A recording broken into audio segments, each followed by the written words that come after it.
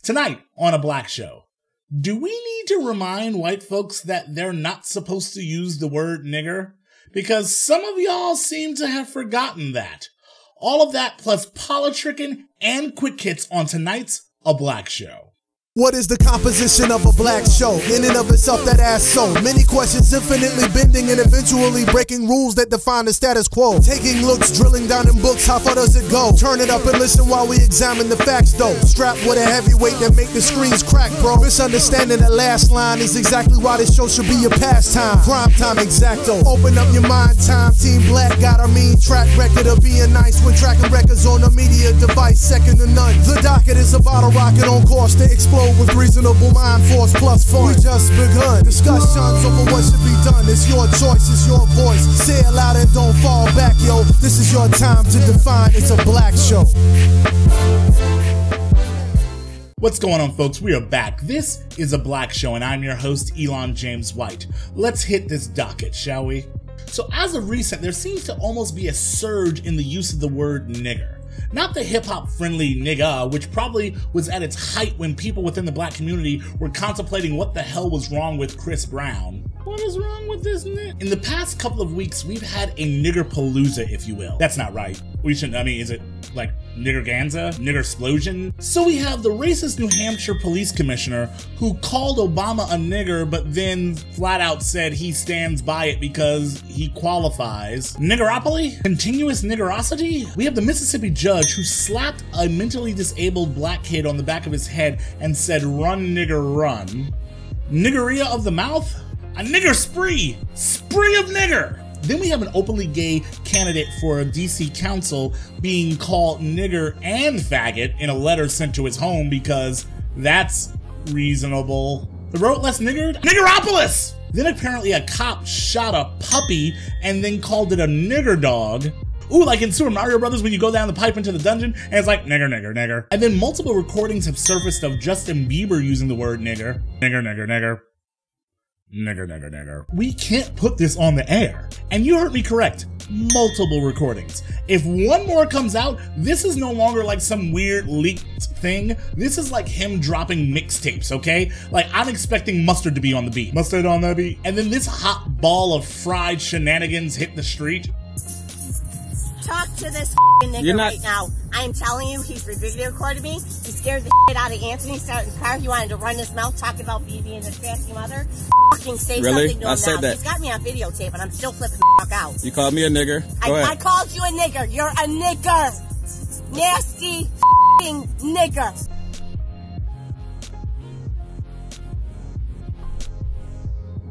Okay. You might want to get because he's a loser. That's why he thinks he's gonna get something out of it. Oh no, I don't sue people. Oh, he knows the cops. How many cops have I stripped for? You ain't getting fired, bitch. Okay. Tell him, dude. You will fucking kill him. Don't even fucking. I'm telling you right now. That's very, very good. I will fucking yank his ass out the car. Please do. I don't know. What? Because he wants to put it on YouTube, trying to act hard because I called him a racist? Because he's a racist, ignorant nigger? I'm not sure what I'm supposed to do with that. And tell him what? He's a racist nigger? Alright, you're done. My lawyer's involved. Good. Hey, here. My husband's coming. Okay, sure. Hello? I told him you're coming. You're whooping his fucking ass. Get the video off my case! Now! Or I will fucking break it! I'm gonna whip my coffee at him. Go ahead. He does not stop. I mean, real talk, black dudes are supposed to be considered really scary. That's why they can shoot us. But this little white lady doesn't seem to be afraid at all of yelling nigger at this black dude in a car. A nigger. Nasty f***ing nigger. Which is a good way to get hit by that car. F***ing you too. Nasty nigger. Now, I get that this must be very frustrating for a lot of people out there because we were all under the impression that racism ended back in 2008, especially since everyone kept telling us that racism ended back in 2008, but then people keep yelling nigger at us, And so how do we reconcile these two things? What's real and what's not, man? What I find interesting is that this woman decided to clarify herself and she called into a radio station and then this happened. Just clear the air here and ask you. I'm not a racist. Well, I have a black cousin. I mean, do you have something against black people? No, I don't. Because I'm wondering how the term like nigger even came up. He just pissed me off. I'm bipolar. Wait, what? Quite frankly, if you look it up, nigger means an ignorant person. Could someone call Feminista Jones? Because I don't know how to deal with this. You can't do that, Miss White Lady. I mean, basically, yeah, that's about right. If you ever think it wise to try to explain to black people what the word nigger means, then you don't know the definition of wise. I'm not a racist. Well, I have a black cousin. Your cousin is black? What does that have to do with you being racist and yelling racist things? You can be racist and have a family member that's black. I know, it's crazy. You can be racist and have black friends. You can be racist even if you went to college with black people. If you live with black people. You can be racist if you work with black people. If you're related to black people. You can be racist if you are black people. There's some poor white dude watching this show right now, and his mind is blown. So I'm just gonna say this just in case it wasn't clear. If you're not black, you probably shouldn't be using the word nigger. Now, I'm not talking about if you're like teaching a class or reading literature and the word nigger pops up. Of course you can say that. Or if you're like, hey, that guy called that girl over there a nigger. Yeah, you know what? No, that's okay. You can say that. But for the most part, you probably shouldn't just go around using the word nigger. It's not wise or advisable. But black people say nigger, and if they can say it, why can't I say it? That's hypocritical. Yeah, I mean, you're right. It's not fair that us mean black folks are allowed to use the word nigger, and you just wanna join in fun. It must look really, really fun to say it, and you just want to be a part of that. And then every time some white folks say it, they get in trouble and they get yelled at. That's not fair. So you know what? Here's what I'm gonna do for you. I went to the National Organization of Black People and I petitioned on behalf of white people to allow them to use the word nigger just freely with no consequence. And guess what? The National Organization of Black People agreed. You are now allowed to say nigger anytime you want. Wait, hold on.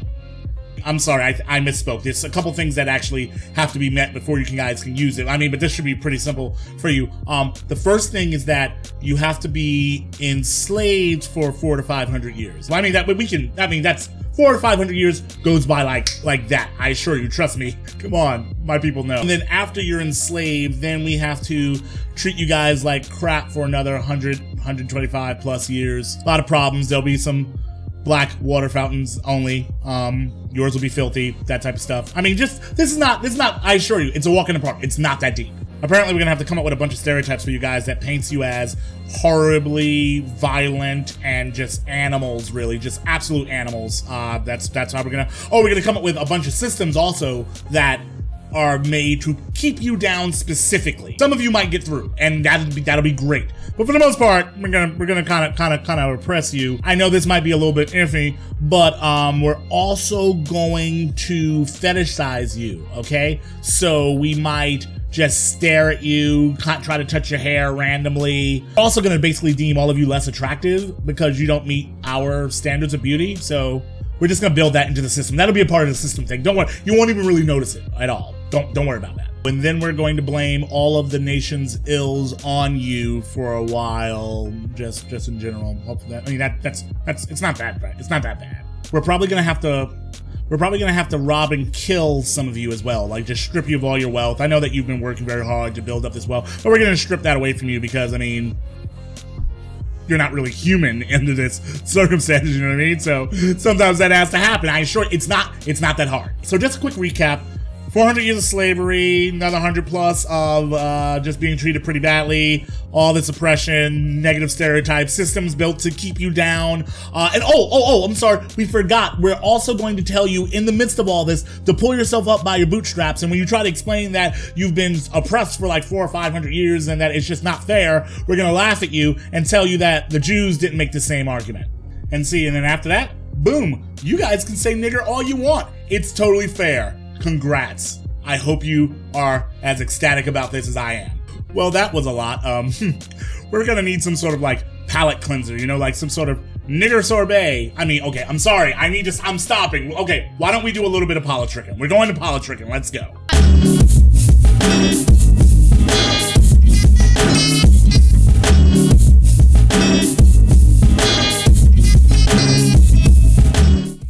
Discrimination suit has been filed against a cotton gin in Memphis, Tennessee that makes us wonder what year it is. Employees at a Tennessee cotton gin filing a claim against their supervisor, accusing him of making racist comments and enforcing a whites-only policy at work. What in the ever-living is wrong with these people?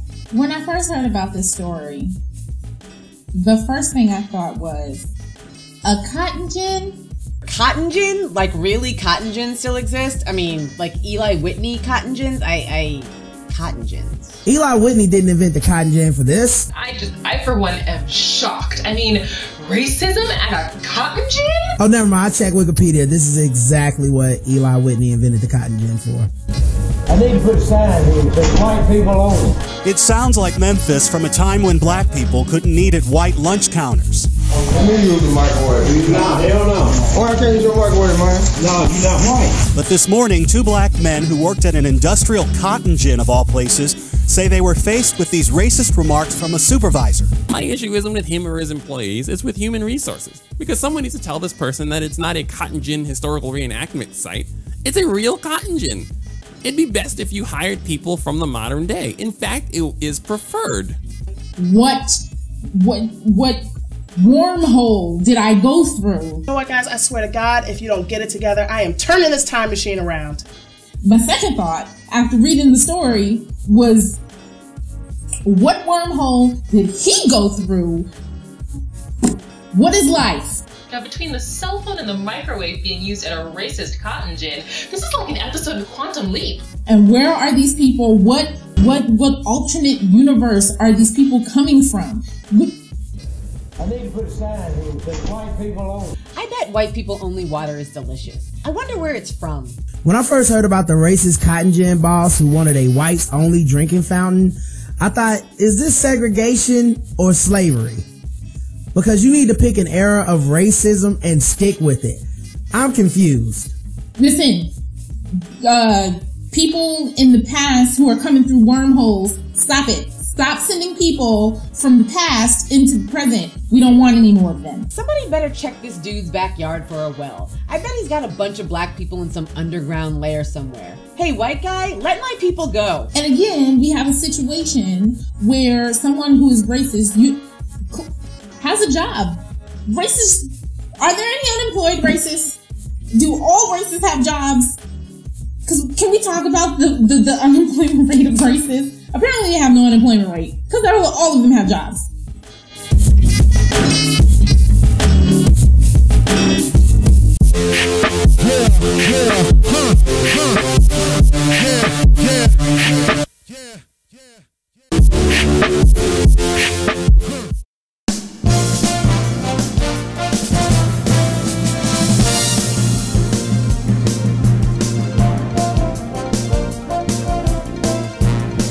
Indiana is refusing to comply with federal rape prevention standards for juveniles. They're refusing to comply because of money, even though they'll have to pay a penalty for not complying. All that the standards require is that teens be separated from adults, that cross-gender pat-downs be eliminated in teen and juvenile facilities, and it would require a certain number of staff in juvenile facilities. So that happened. I'm confused. I'm sorry. So you're saying that they want to help stop rape amongst juvenile facilities. There is a process that can be implemented to help this problem, and they're saying no because they think it'll be too expensive. So even though they'll have to pay a penalty for not implementing these they'd standards. rather pay a rape fee than help people not be raped. Yeah, pretty much. Imagine how poorly you must think of those that break the law at any age. But yeah, like I'd like to preventing them from being raped. You can't opt into the rape. You can't opt for a rape fee. Like, listen, if you let the rape go, you can pay a rape fee for allowing rape, but you shouldn't do that. But like, and they're like, nope, we're gonna go with that. Are you kidding me? And these are kids? Yeah. It's not even like, it shouldn't happen in prison. And it definitely shouldn't happen with kids. We should be doing everything in our power to make sure that doesn't happen. If separating kids from adults helps, why wouldn't you do that? Yeah, or making sure that, male officers aren't patting down juvenile girls. What? That seems like an obvious thing to say. I don't even understand that costs money to implement. That's just something that when you read it, you go, oh, you know what? I think we could do that. I think we could do that on our dollar. Yeah, because they might have to hire a couple more women to work in the facilities. I don't know. I mean... Yeah. But that costs money. And they'd rather just pay the rape penalty, I guess. You can't accept the rape fee. That should not be allowed. That is a really weird... No. Like I said, our country's disdain for its prisoners of all ages, apparently, is boggling. So it just seems to be par for the course. If you've committed a crime, then you deserve to be raped and abandoned. Can we not just have a rule? Like, can we just all agree rape is bad and then try to stop rape? Can they? Is that so hard? Well, then you got to think about who's being raped, and then No, I don't. No, I don't. You're incorrect. I don't need to think about that at all. I need to go. Are people being raped? Oh, let's stop anyone from being raped, and that's right there.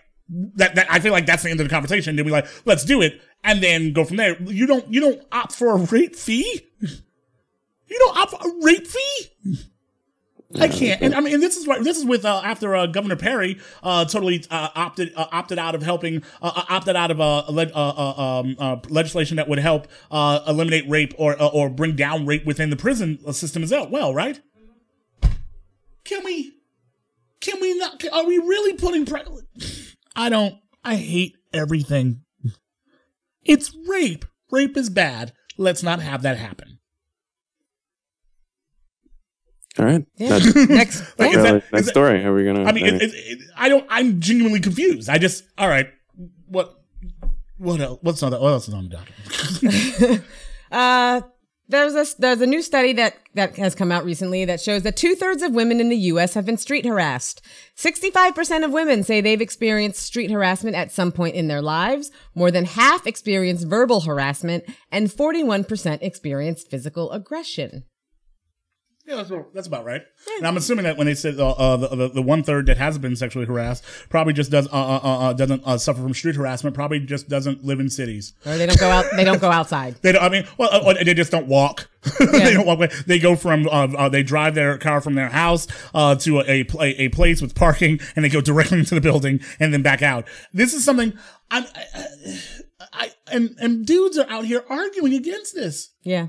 And most women I know, because I grew up in the city, and then I moved out here, and then like just people I interact with, most women I know have suffered from street harassment, and especially when you start to have conversations with women, if you ever don't believe about street harassment, walk up to one of your lady friends and go, hey, what are your top 3 methods of stopping street harassment when you're walking down the street? Like, watch this, Amani. What is your top 3 methods of stopping street harassment when you walk down the street? I never leave the house without headphones. I don't make eye contact. I wear sunglasses. And if someone says something to me, I give and I keep it moving.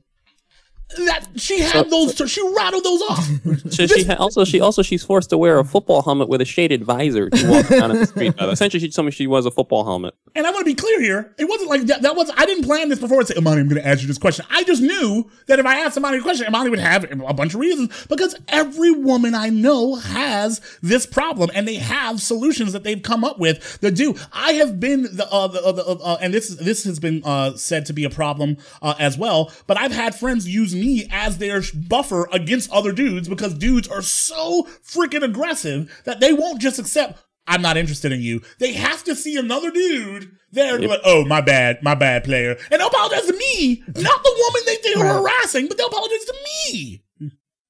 This is real. This is what actually happens. I've had to do this. Like, if I because I have so many women friends, there's like a signal if we're at a bar or a club like that. I mean, I live in Berkeley and I garden now, so I don't go to the club anymore. But when I used to go, like they if I looked over at a friend and they would have the look, just like a certain look or a nod, I would walk over and just put my arm around their other shoulder so the dude would stop, because they wouldn't let the woman be just chill. But women aren't dealing with harassment. That's my official statement on that. Yeah, makes sense. I mean, 2/3 of women, and yet it's not a problem. Yeah. It's not really an issue. It's also a problem among the LGBT community, because LGBT men are more likely to be harassed by other men, and usually with homophobic and transphobic slurs. Yeah. The vast majority of harassers of both genders are men, and blacks and Latinas are more likely to be harassed than whites. You know, in my mind, I never thought about the idea of what happens when when LGBTQ folks walk down the street, because in my mind, I guess I don't think of it. I didn't think of it as street harassment. I thought of it as harassment, and I would even argue like hate speech, like when they're yelling at stuff or whatever. But like I never put it in the same category as just street harassment. I mean, it makes sense. But I never thought about that. No, and you see stuff like that happen, and I know for me personally, I've been like in situations where I've seen something happen, and I'm like, I'm gonna step in this, and then you're like, I'm about to get into a fight right here, because this is not going to be something that's like a simple could you not do that, because like people get froggy. I've been with a woman and I didn't say something, and dudes got froggy with me just because they thought I was about to stand in front of them. Yeah, it's like, dudes, they aren't your property. Like, I don't know how, this is the dumbest thing I think I've ever said. Like, women aren't your property. Why are we, this doesn't make sense, and people won't admit it's happening. We can't even deal with the problem, because most people, okay, I won't say most people, but a lot of people will derail the conversation because it doesn't occur. Yeah, I had one person in my Twitter feed yesterday argue that the data of this study was corrupt. Like, the fact that women said, hey, I've been street harassed, somehow is a data point that was not feasible. And then I had a ridiculous conversation with someone on Twitter a couple of weeks ago who, when I tweeted something about, after the Rogers shooting, I tweeted something about, and this is why women have ways of dealing with things like fake boyfriends, fake phone numbers, fake wedding rings. And this guy proceeded to have literally a 4-hour argument with me. I tapped out in the first 20 minutes.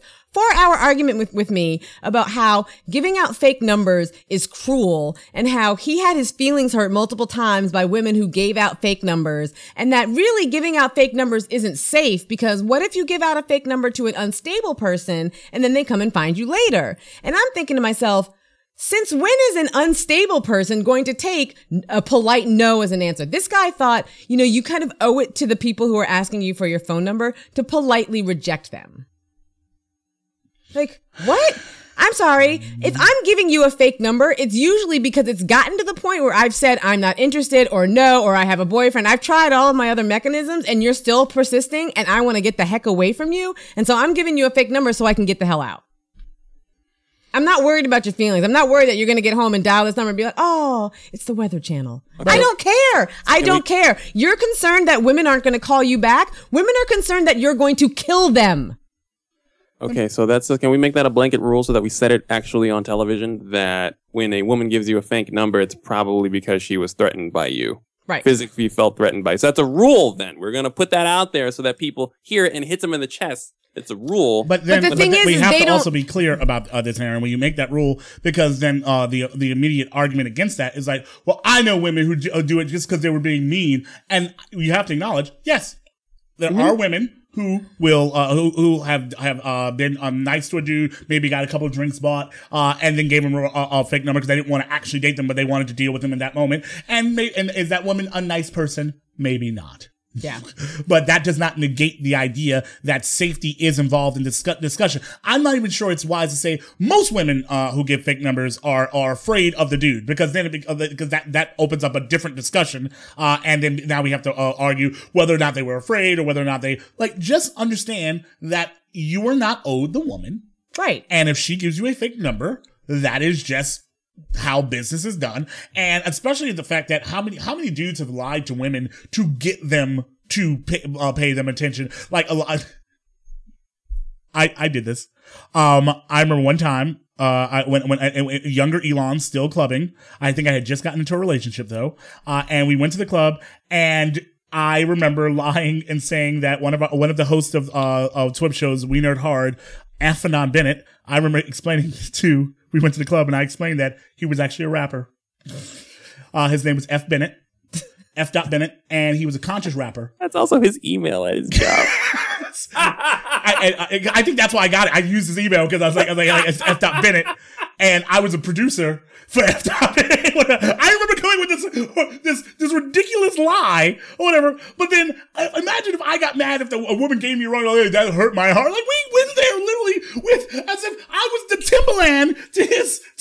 I don't know. No, but Magoo wasn't really a rapper. He rapped like 3 times. Magoo, don't ever bring Magoo up. Magoo shade. I'm sorry, I didn't know Magoo was a sensitive subject. Magoo is a situation. All right. Magoo was never that good.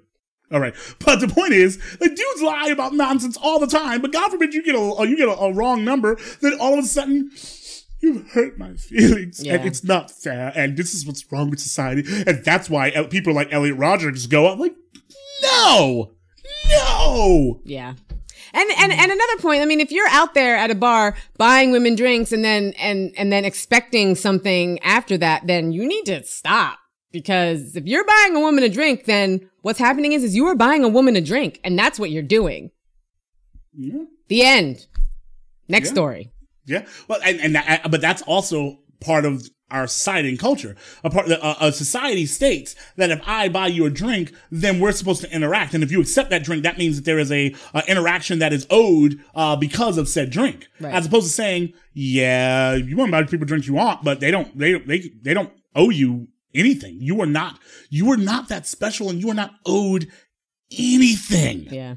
Get it through your thick freaking skull. You're not owed anything.